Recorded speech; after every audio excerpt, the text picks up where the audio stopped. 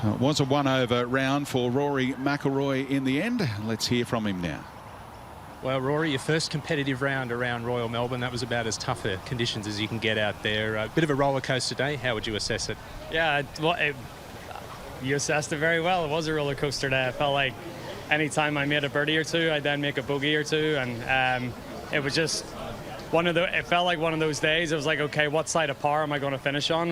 Is it going to be under, over? And it ended up being over, but it wasn't terrible. I hit it in a couple of bad spots, and then a couple of early three putts as well, and it was tricky conditions. Like it's not as if anyone's really getting away out there, so limited the damage, and hopefully the conditions are a little bit better tomorrow and can get after it a bit more.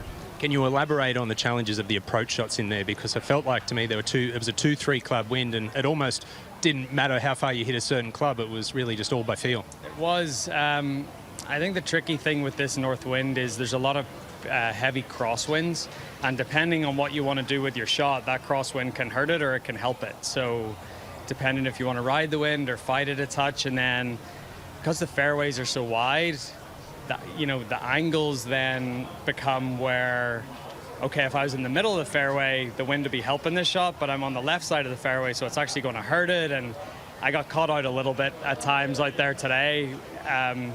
And as you said, it's like, you just have to keep the ball down and flight it down. And the nice thing is, for the most part, you can run the ball up onto these greens, so that makes it play a little bit easier in the wind. But yeah, it's you just got to control your trajectory, and yeah, just have a good feel for it. There was so much anticipation since you announced that you were coming down here to play. How was that vibe out there alongside Adam and Minwoo? Yeah, it was amazing. I couldn't believe how many people were there at 7 o'clock when we teed off. But yeah, just absolutely incredible. It's these are the